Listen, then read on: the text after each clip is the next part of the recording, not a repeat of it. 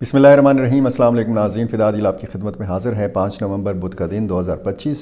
और कल इस्तांबुल में तुर्की में एक बार फिर एक तीसरा राउंड जो है वो शुरू होना है। पाकिस्तान और अफ़गानिस्तान के बीच में मुज़ाकरात होने हैं। बहुत भरपूर तैयारी के साथ दोनों फ़रीक़ैन जाएंगे। जो पाकिस्तान के वफ़द की क़यादत करेंगे DGISI करेंगे, ISI के सरबरा जनरल आसिम मलिक जो कौमी सलामती के मुशीर भी हैं, और अफ़गान साइड से GDI के सरबरा यानी अफ़गान इंटेलिजेंस के सरबरा मुल्ला अब्दुल हक वसीक जो हैं ये करेंगे। इससे पहले जो दूसरा राउंड हुआ है, इस तीसरे राउंड से पहले जो वफूद आमने सामने थे, ये वाला जो वफ़द है इसका लेवल थोड़ा सा ऊंचा है, क्योंकि इसमें इंटेलिजेंस चीफ्स जो हैं ये दोनों तरफ से शिरकत कर रहे हैं। और जो पहला राउंड हुआ था दोहा में, कतर में, वहाँ पे आपको पता है, याद है आपको, इतना पुरानी बात नहीं है कि दोनों मुल्कों के वज़राए दिफ़ा ने शिरकत की थी और दोनों मुल्कों के ये जो इंटेलिजेंस चीफ्स हैं ये भी शरीक हुए थे। अब होगा क्या, ये सूरत हाल जो पैदा हुई है पाकिस्तान और अफ़गानिस्तान के बीच में, ये दूसरा राउंड और फिर तीसरे राउंड के बीच में जो वक्फ़ा था, इस दौरान हमने सख्त बयानात का तबादला देखा। और फिर ये भी एक इम्कान था कि वज़ीर दिफ़ा ख्वाजा आसिफ जाएँ और वहाँ से वज़ीर दिफ़ा ख्वाजा मुल्ला याकूब मुजाहिद जो हैं एक बार फिर अपने वफ़द की क़यादत करें। लेकिन जब वहाँ से कहा गया कि जी मुल्ला अब्दुल हक वसीक जाएंगे, तो यहाँ से भी DGIS जो ISI के सरबराह हैं ये उस वफ़द का हिस्सा बनाए गए हैं, सरबराह बनाए गए हैं। बीच में ये भी एक तजवीज़ आई कि अगर पाकिस्तान से वफ़द जाता है तो ख्वाजा आसिफ को बिल्कुल भी नहीं जाना चाहिए, क्योंकि उन्होंने इंतहाई सख्त बयानात दिए हैं पिछले दिनों। अब एक और बयान जिसके हवाले से बड़ी लेदे हो रही है, वो 6 टेलीफ़ोन कॉल्स के हवाले से बात है। पाकिस्तान के नायब वज़ीर आज़म और वज़ीर ख़ारजा इसहाक़ डार ने सेनेट से ख़िताब किया कल मंगल को, और उन्होंने कहा कि जी अमीर ख़ान मुत्तकी अफ़गानिस्तान के जो वज़ीर ख़ारजा, उन्होंने उनको 6 कॉलें की। अब ये एक कॉल हुई थी, उसमें बात हुई, और उसमें ज़ाहिर है कि तिजारत के हवाले से, सरहद की बंदिश के हवाले से, अफ़गान मुहाजिरीन के मामलात के हवाले से, और ये जो मुज़ाकरात का सिलसिला चल रहा है इस हवाले से बातचीत हुई। फिर अगले रोज़ दूसरी मरतबा ये कॉल्स का जो सिलसिला था ये हुआ। बात हुई या बात नहीं हुई, लेकिन उन्होंने एक रवानी में 6 मरतबा कॉल्स की जो है मुत्तकी साहब ने ये कहा, जैसे हम रवानी में कहते हैं कि जी मैं आपको 20 दफ़ा समझा चुका हूँ, मैं कोई 120 मरतबा ये बात कह चुका हूँ। इस तरह रवानी में उन्होंने 6 मरतबा, कोई ज़रूरी नहीं है कि उन्होंने जो है ये कोई अथेंटिक तादाद बताई हो कॉल्स की, लेकिन इसका बड़ा शदीद रद्द-ए-अमल आया है अफ़गान साइड से, और ये बताया गया है वहाँ से कि ये जो उनका बयान है यानी इसहाक़ डार साहब का, ये हकीकत से दूर है। ये अफ़गान वज़ारत ख़ारजा का कहना है कि दरहकीकत दोनों फ़रीक़ों के दरमियान पहली टेलीफ़ोन कॉल बाहमी एफ़ाम व तफ़हीम और हम आहंगी के दायरे में हुई थी, और ये इस कॉल में इसहाक़ डार ने सूरत हाल से लाइल्मी का इज़हार किया था और कहा कि वो मुकम्मल तौर पर आगाह होने के बाद उनसे रब्ता करेंगे। अफ़गान वज़ारत ख़ारजा के नायब तर्जुमान हाफ़िज़ ज़िया अहमद तकल की जानिब से जारी बयान के मुताबिक बाद में दूसरी बातचीत हुई, और इसके एक दिन बाद इसहाक़ डार ने अफ़गान साइड से दोबारा रब्ता करने की कोशिश की, लेकिन मुख्तलिफ़ वजूहात की बिना पर रब्ता नहीं हो सका। अफ़गान वज़ारत ख़ारजा का कहना है कि ममालिक के दरमियान ताल्लुकात की बुनियाद बाहमी एहतराम और हक़ाइक़ पर मबनी बातचीत है, लिहाजा ऐसे गलत बयानात दोनों ममालिक के दरमियान बाहमी एहतराम और सफ़ारती तामुल की रूह के मुनाफी हैं। बयान में मज़ीद कहा गया है कि अफ़गानिस्तान ने हमेशा हमसाया ममालिक के साथ एहतराम, फ़हम व तफ़हीम और मस्बत ताल्लुकात की बुनियाद पर बातचीत करने की कोशिश की है। ये अब ज़ाहिर है कि इन मुज़ाकरात से 1 या 2 दिन पहले की चीज़ें हैं। अब आप इससे अंदाज़ा लगाएं कि ये दोनों फ़रीक़ैन जो हैं ये जब आमने सामने बैठेंगे तो वहाँ पे किस किस्म की, किस नौइयत की बातचीत होगी। बहुत सारा होमवर्क किया है, अफ़गान साइड से भी किया गया है और पाकिस्तान साइड से भी किया गया है। दोनों फ़रीक़ैन ने ये जो बीच का वक्फ़ा है ये इंतहाई मसरूफ़ दिन गुजारे हैं, ब्रीफिंग्स ली हैं, मालूमात ली हैं, ख़ुद को तैयार किया है, और اس لیول کی تیاری ہے، یعنی جو پہلا دور تھا مذاکرات کا دوحہ قطر میں، شاید دونوں جو وفود تھے اتنے تیار نہیں تھے جتنا کہا جا رہا ہے کہ اس مرتبہ بھرپور تیاری کے ساتھ یہ لوگ جو ہیں یہ آمنے سامنے بیٹھیں گے۔ اور بیچ میں بہت ساری کچھ پازیٹیو چیزیں بھی ہوئی ہیں، جیسے سیز فائر کا اعلان کیا گیا تھا دوحہ سے، پھر اس سیز فائر کو توسیع دی گئی استنبول کے دوسرے راؤنڈ میں، اور یہ اب کہا جا رہا ہے کہ جو تیسرا راؤنڈ ہوگا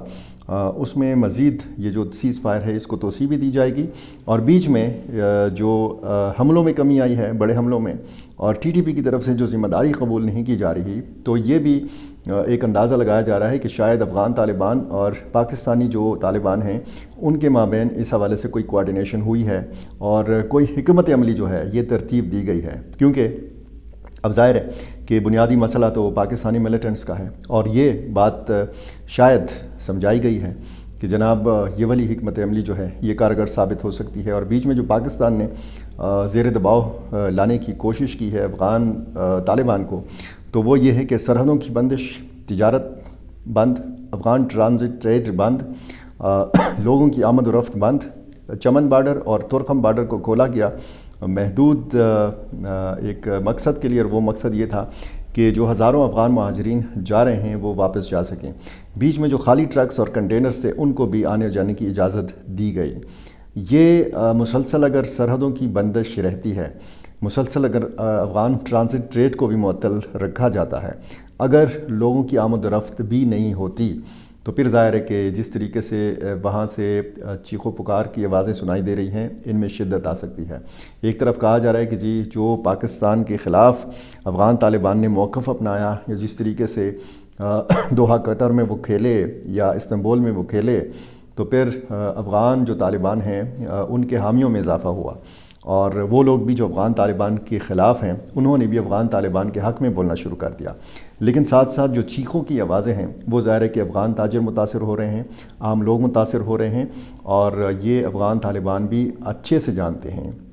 کہ اگر یہ سلسلہ دراز ہوتا ہے تو یہ جو چیخ و پکار ہے اس میں اضافہ ہو سکتا ہے۔ اب شاید میرے اکثر ناظرین کو یہ جو لفظ چیخ و پکار ہے یا جو چیخوں کی آوازیں ہیں ان الفاظ سے شاید وہ متفق نہ ہوں، لیکن میرے پاس کوئی متبادل لفظ نہیں ہے، کیونکہ وہاں سے شدید رد عمل آ رہا ہے، لوگ محسوس کر رہے ہیں، لوگ یہ محسوس کر رہے ہیں، لوگ یہ چاہ رہے ہیں کہ یہ سلسلہ ختم ہو، دونوں ممالک کے مابین تعلقات جو ہیں یہ معمول پہ آئیں، دونوں ممالک کے مذاکرات کامیاب ہوں، جو بنیادی مسائل ہیں، جو ایک دوسرے سے مطالبات ہیں، جو تحفظات ہیں، وہ تحفظات ختم ہوں، وہ مطالبات حل ہوں، اور پھر ایک درست ٹریک کے اوپر دونوں ممالک جو ہیں یہ چلنا شروع کر دیں۔ اب ظاہر ہے کہ ایک باضابطہ شکل دی جائے گی اس جنگ بندی کو بھی، ایک میکانزم جس کے حوالے سے بات کی جا رہی ہے اس کو ڈسکس بھی کیا جائے گا، اس حوالے سے فیصلے کا بھی امکان ہے، لیکن میں بار بار آپ کو کہتا ہوں کہ یہ کوئی آخری چانس نہیں ہے، یہ اتنی آسان بات نہیں ہے کہ بہت سارے مسائل جو ہیں یہ بہت آسانی کے ساتھ حل ہو جائیں۔ استنبول میں تیسرا راؤنڈ ہوگا، یہ 1 دن چلے گا، 2 دن چلے گا، یہ تو جب شروع ہوگا کل 6 نومبر سے، تو پھر یہ پتہ چلے گا کہ دونوں فریقین نے کتنی تیاری کی ہے، اور دونوں فریقین کتنا ایک دوسرے کو جو ہے وہ آمادہ کرتے ہیں، ایک دوسرے کو سپیس کتنا دیتے ہیں۔ کچھ لوگ کچھ دو کی بنیاد کے اوپر لچک کا مظاہرہ دونوں فریقین کس حد تک کرتے ہیں، اور پاکستان نے اس سے پہلے جو اشارے دیے ہیں، جو بیانات دیے ہیں، ان اشاروں سے اور ان بیانات سے تو واضح ہے کہ پاکستان کی ایک جو ہے وہ ایک ریڈ لائن ہے، سرخ لکیر پاکستان نے کھینچ رکھی ہے کہ جناب پاکستان کے اندر اگر حملے ہوں گے اور اس میں پر افغان سرزمین جو ہے اس کے استعمال کے شواہد ملیں گے تو پھر براہ راست اٹیک کیا جائے گا، فضائی حملہ کیا جائے گا افغانستان کے اندر۔ اب بیچ میں پھر سیز فائر اور پھر بنیادی یہ شرط، اور پاکستان کا اپنے موقف سے پیچھے نہیں ہٹنا، دوسری طرف افغان طالبان کا یہ نہ ماننا کہ جی پاکستانی ملیٹنٹس افغان سرزمین پہ موجود ہیں، اور کچھ اشارے ایسے بھی مل رہے ہیں کہ وہ شاید یہ ماننے کے لیے تیار ہو گئے ہیں۔ اب اس کے لیے کوئی میکینزم جو ہے وہ تیار کیا جا رہا ہے، کیسے فیس سیونگ کے لیے یہ ایک موقع پاکستان دے گا یا نہیں دے گا، کیونکہ ایک واضح بیانات موجود ہیں افغان سائڈ سے کہ جی ہماری سرزمین پر پاکستانی ملیٹنٹس موجود نہیں ہیں۔ اب اگر ایسا کوئی میکینزم افغانستان کے اندر کے لیے تیار کیا جاتا ہے تو پھر تو ظاہر ہے کہ ایک اعتراف ہوگا افغان طالبان کی طرف سے کہ ہاں پاکستانی ملیٹنٹس کی موجودگی ہے افغانستان کے اندر۔ تو پھر یہ جو ایک سبکی ہوگی یا ایک شرمندگی ہوگی، اس سے کیسے بچا جائے، یہ بھی ظاہر ہے کہ اس مذاکراتی عمل کا ایک حصہ ہوگا۔ بہت ساری چیزیں میڈیا پہ سامنے نہیں آئیں گی، جس طریقے سے دعویٰ کیا تھا خواجہ آصف نے کہ دوحہ میں ایک خفیہ معاہدہ ہوا ہے، اور اس کا سوال ہم نے بھی اٹھایا تھا کہ وہ خفیہ معاہدہ کدھر گیا، جس پر باقاعدہ دستخط ہو چکے ہیں۔ افغان سائٹ سے اس کی وضاحت آئی تھی کہ جی ایسا کوئی خفیہ معاہدہ نہیں ہے۔ یہاں پر بھی بعض چیزیں ایسی ہو سکتی ہیں کہ وہ شاید اعلامیے کا حصہ نہ ہوں، وہ شاید تحریری معاہدے کا اگر حصہ ہوں بھی تو وہ تحریری معاہدہ جو ہے وہ پبلک نہ کیا جائے، یہ بھی امکانات موجود ہیں۔ بہرحال یہ باضابطہ ملاقات ہوگی، اور اس میں سرحد پار حملوں کو کیسے روکا جائے، دونوں ملکوں کے جو رابطے کا نظام ہے اس کو کیسے بہتر بنایا جائے، کیسے بارڈر مینجمنٹ جو ہے وہ کی جائے، اور سرحدی جو واقعات ہیں جو جڑپیں ہوتی رہی ہیں چھوٹی بڑی باقاعدہ جنگ سے پہلے،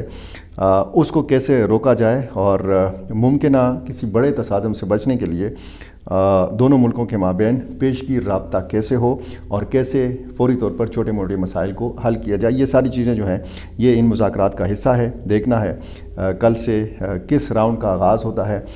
توقعات بھی بہت ہیں، خدشات بھی بہت ہیں، امکانات بھی بہت ہیں، اور ان معاملات کے ساتھ جڑے ہوئے جتنے بھی ڈیولپمنٹس ہیں، میری کوشش ہوتی ہے کہ میں بر وقت آپ تک پہنچا سکوں۔ میرا چینل آپ نے ابھی تک سبسکرائب نہیں کیا، یہ کر لیجئے، اور مجھے اپنی رائے سے ضرور نوازا کیجیے۔ بہت شکریہ۔